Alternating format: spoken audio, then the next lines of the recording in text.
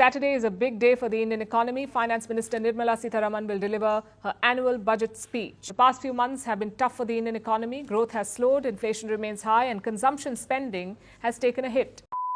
Corona के बाद financial year 2025 के अंदर में कंपनीज का जो क्वार्टरली रिजल्ट है ना, वो सबसे बेकार देखने को मिला है। मतलब कि इससे बेकार रिजल्ट कोरोना के टाइम में देखा गया था और उसके बाद फाइनेंशियल ईयर 2025 के क्वार्टर के अंदर देखा जा रहा है। अगर बात करूं मैं क्वार्टर 1 की, तो सबसे बेकार रिजल्ट था अप्रैल से लेकर जून महीने के अंदर में। क्वार्टर 2 में भी कुछ खास रिजल्ट आपको देखने को नहीं मिला, जिसके वजह से मार्केट बहुत तेजी के साथ नीचे गिरा। एंड अभी के टाइम में क्वार्टर 3 के अंदर में एक आपको एवरेज ग्रोथ देखने को मिल रहा है, लगभग 1-2% का कंपनीज के अंदर ग्रोथ देखने को मिला है, जिसका कोई फायदा नहीं हो रहा है अभी के टाइम में, क्योंकि जो उम्मीद लगाई जाती है एक डेवलपिंग कंट्री से, उस उम्मीद पे अभी के टाइम में भारत खड़ा नहीं उतर रहा है, भारत की कंपनीज खड़ी नहीं उतर रही हैं। वहीं अगर बात करूं मैं जीडीपी ग्रोथ की, तो जीडीपी ग्रोथ भी बहुत ही कम देखने को मिल रहा है। एक डेवलपिंग कंट्री के लिए कम से कम 8% की जीडीपी ग्रोथ होनी चाहिए। अभी के टाइम में भारत का फाइनेंशियल ईयर 2025 के अंदर में केवल 6.4% का जीडीपी ग्रोथ है। आरबीआई ने इस चीज को रिवाइज कर दिया है। आरबीआई उम्मीद लगाई थी कि बहुत ज्यादा देखने को मिलेगा, बट आरबीआई का जो प्रेडिक्शन था उसके हिसाब से बहुत ही कम ग्रोथ देखने को मिला है अभी के टाइम में जीडीपी ग्रोथ के अंदर।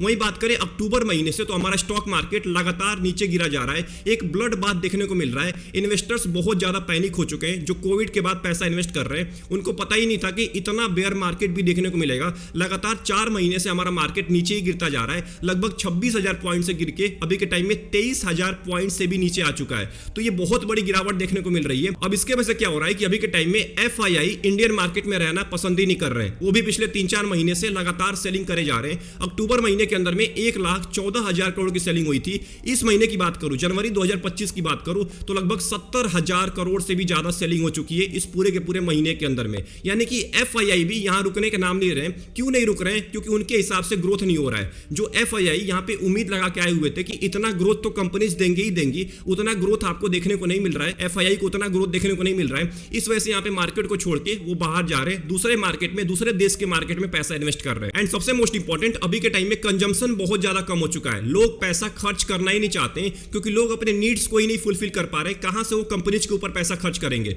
और कंपनीज के ऊपर पैसा नहीं खर्च कर रहे हैं तो ऑब्वियस सी बात है ना, कंपनीज का रिजल्ट कुछ खास आपको देखने को नहीं मिल रहा है। क्योंकि जब कंपनी प्रॉफिट ही नहीं बनाएगी, कंपनी अपने सामान को बेच ही नहीं पाएगी, तो कहां से उसका प्रॉफिट होगा? और इसका सीधा इंपैक्ट जाता है स्टॉक मार्केट के ऊपर। तो लोगों के हाथ में अभी के टाइम में पैसा नहीं है, क्योंकि आपने इतने प्रकार के जीएसटी लगा दिए, इतने प्रकार के टैक्स लगा दिए कि लोग उसी को भरते भरते भरते भरते अपने नीड्स को ही नहीं फुलफिल कर पा रहे। तो कंपनीज के ऊपर कैसे पैसा खर्च करेंगे? अब देखिए, 1 फरवरी को बजट आने वाला है, बजट 2025 आने वाला है, और इस बजट से बहुत सारे लोगों को ज्यादा उम्मीद है। लोग चाहते हैं कि हमारे हित के लिए, देश के हित के लिए कुछ डिसीजन लिए जाए। और एक बात का ध्यान रखिएगा, अगर इस बजट के अंदर लोगों के हित में या देश के हित में यहाँ पे डिसीजन नहीं लिए जाएंगे, तो जो ये आपको ग्रोथ देखने को मिल रहा है ना कंपनीज का, जीडीपी का ग्रोथ आपको डाउन देखने को मिल रहा है, ये हो सकता है और ज्यादा आपको ग्रोथ डाउन देखने को मिले, और ज्यादा एफआईआई यहां से पैसा निकालना स्टार्ट कर दे। अगर टैक्स बढ़ा दिया जाएगा, अगर जीएसटी को और ज्यादा बढ़ा दिया जाएगा, लोगों के हित में काम नहीं किया जाएगा, तो ये बहुत ही बुरा होने वाला है इंडियन स्टॉक मार्केट के लिए भी। अब 1 तारीख को हम सभी बैठ के बजट देखने वाले हैं, और बजट के दिन हमें साफ साफ क्लियर हो जाएगा कि आखिर में देश के हित में काम किया जा रहा है कि देश के हित के विपरीत काम किया जा रहा है। इसके बारे में हमें 1 फरवरी को ही पता चलेगा।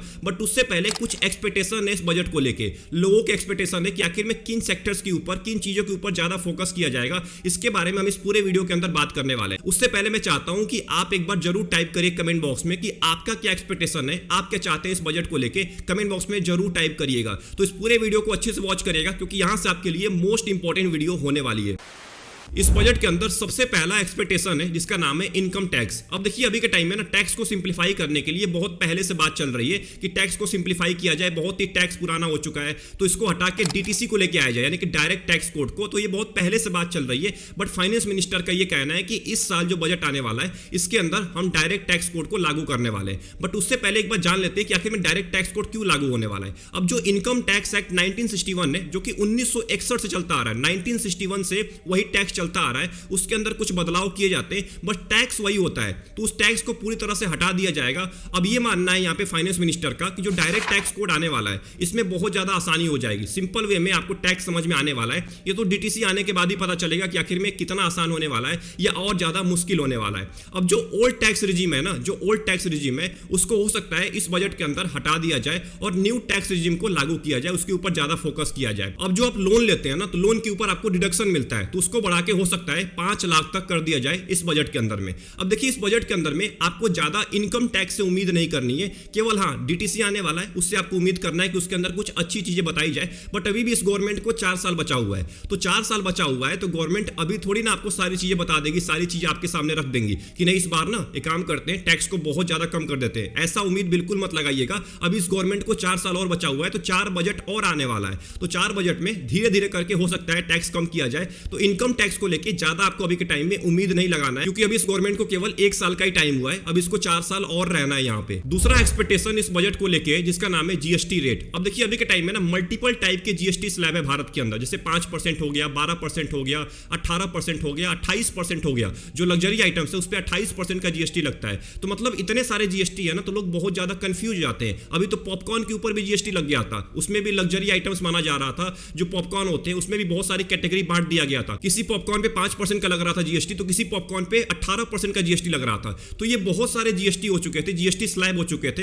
हो सकता है इस बजट के अंदर में इस सारे के सारे जीएसटी स्लैब को और ज्यादा आसान कर दिया जाए, कम कर दिया जाए, मतलब कि 2-3 जीएसटी स्लैब रखा जाए। अभी के टाइम में 4 जीएसटी स्लैब है, अभी के टाइम में कम करके 2 या 3 रखा जा सकता है। अब इससे क्या होगा, कंफ्यूजन खत्म हो जाएगा, लोगों के अंदर से कंफ्यूजन खत्म हो जाएगा। क्योंकि जो डेवलप्ड कंट्री होती है ना, उनमें केवल एक ही जीएसटी होता है, मतलब कि केवल एक जीएसटी होता है सारे प्रोडक्ट के ऊपर। अब उससे कंफ्यूजन ही खत्म हो जाता है, उनको केवल एक ही जीएसटी पे करना पड़ता है, सभी लोगों को पता होता है। यहाँ पे लोगों को पता ही नहीं है कि कौन सा आइटम पे कितना जीएसटी लगता है, इसीलिए लोग कंफ्यूज रहते हैं हमेशा। अब देखिए अगर बात करें अभी के टाइम में, तो गवर्नमेंट को ज्यादा फोकस इन 3 चीजों पे करना चाहिए। एक आपका हेल्थ केयर हो गया, एक आपका एजुकेशन हो गया, एंड आपकी जो रेगुलर नीड्स की चीजें होती है ना, इसके ऊपर जीएसटी कम किया जाना चाहिए। अगर इसके ऊपर जीएसटी कम नहीं हो रहा है तो लोगों के हाथ में पैसा ही नहीं बच पा रहा है। क्योंकि ऑब्वियस सी बात है ना, आज के टाइम में आपको ही पता है कि मेडिकल एक्सपेंसेस कितना बढ़ता जा रहा है, उसके ऊपर आपको जीएसटी पे करना पड़ेगा। एजुकेशन की जो फीस होती है वो कितनी तेजी के साथ बढ़ती जा रही है, जो हमारे रेगुलर नीड्स हैं उसके दाम बढ़ते जा रहे हैं। अब इसके वजह से क्या हो रहा है कि लोगों के पास पैसा नहीं बच रहा है, इसी वजह से तो अभी के टाइम में कंजम्पशन नहीं हो पा रहा है। तो इसके ऊपर से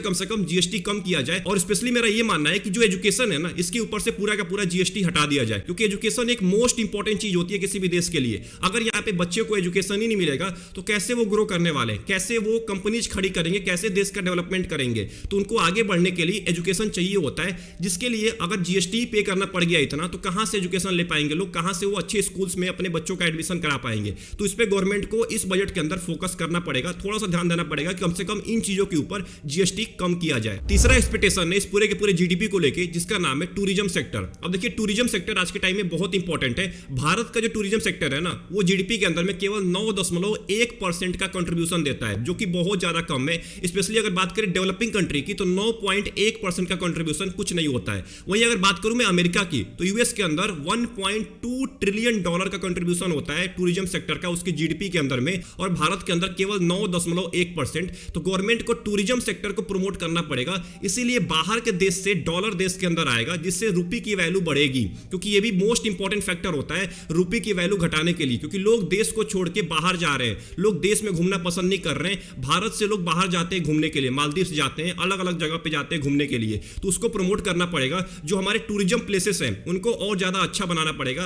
अभी गोवा का एग्जांपल है, गोवा में क्या हुआ था, गोवा में पूरी तरह से सब कुछ सुनसान हो चुका है, क्योंकि गोवा में कोई जाना ही नहीं पसंद कर रहा है। वहां पे टैक्सी माफिया की वजह से पूरा का पूरा ठप पड़ चुका है वहां पे टूरिज्म। तो इस बात को जरूर ध्यान देना पड़ेगा गवर्नमेंट को, टूरिज्म सेक्टर पे ज्यादा फोकस करना अभी के टाइम में। और स्पेशली अगर बात करूं मैं हॉस्पिटैलिटी सेक्टर की, तो उसके अंदर से जीएसटी थोड़ा सा कम करना पड़ेगा, क्योंकि अगर जीएसटी कम होगा तभी टूरिज्म और ज्यादा प्रमोट हो पाएगा। चौथा एक्सपेक्टेशन है हेल्थ केयर और इंश्योरेंस सेक्टर को लेके। अब देखिए भारत के अंदर ना बहुत ही कम दाम के अंदर में इलाज होता है, मतलब कि अगर बात करें दूसरे देश के मुकाबले, डेवलप्ड कंट्री के मुकाबले, तो बहुत ही कम दाम के अंदर में वही इलाज भारत के अंदर होता है। इसीलिए जो बाहर के लोग होते हैं ना, वो भारत के अंदर इलाज कराने के लिए आते हैं, क्योंकि यहाँ पे सस्ते दाम के अंदर में आपका इलाज हो जाता है। अब इस चीज को गवर्नमेंट को ज्यादा प्रमोट करना पड़ेगा। अब इसके लिए आपको जो मेडिकल डिवाइसेस है ना, उनके ऊपर से जीएसटी थोड़ा सा कम करना पड़ेगा, जिसके वजह से और ज्यादा इस चीज को प्रमोट किया जाए। क्योंकि जो बाहर के लोग हैं वो इसीलिए आते हैं इस देश के अंदर में अपना इलाज कराने के लिए, क्योंकि उनको उस देश के मुकाबले कम दाम यहाँ पे करना पड़ता है। और इंश्योरेंस के ऊपर भी ज्यादा फोकस करना पड़ेगा।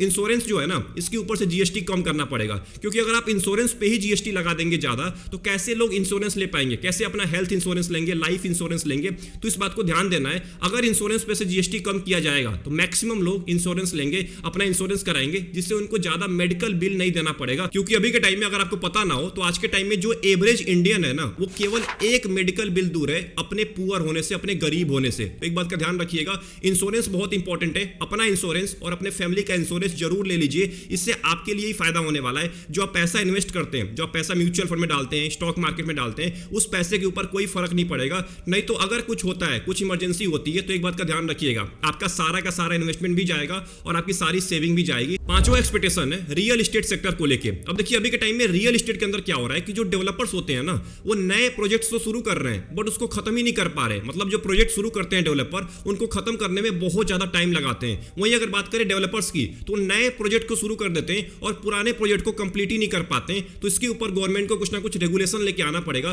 क्योंकि जो रियल एस्टेट के अंदर पैसा इन्वेस्ट कर रहा है ना, उसका पैसा फंसा हुआ रहता है। क्योंकि जब तक वो काम कंप्लीट नहीं होगा, जब तक वो प्रोजेक्ट कंप्लीट नहीं होगा, तब तक उस इन्वेस्टर का पैसा नहीं मिलेगा। तो इसके लिए गवर्नमेंट को इस बजट के अंदर रियल एस्टेट सेक्टर पे काम करना पड़ेगा, ताकि जो रियल एस्टेट के अंदर पैसा इन्वेस्ट करता है उसके पैसे टाइम पे मिल पाए, उसका प्रॉफिट टाइम पे मिल पाए।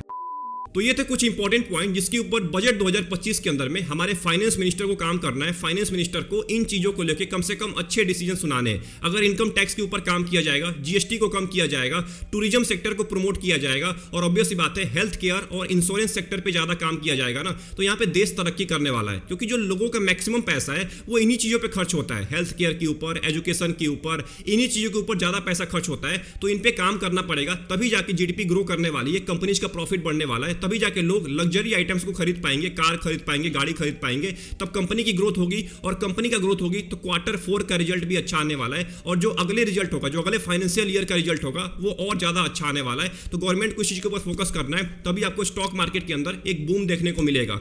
तो आई होप आपको ये पूरी वीडियो पसंद आई होगी। इस पूरे वीडियो के अंदर अगर आपको कुछ भी सीखने को मिला, वीडियो को लाइक कर दीजिएगा एंड चैनल को जरूर सब्सक्राइब कर लीजिएगा। आपका क्या ओपिनियन है बजट 2025 को लेकर कमेंट बॉक्स में टाइप करना मत भूलिएगा। तब तक के लिए अपना ध्यान रखिए। Best of luck, take care.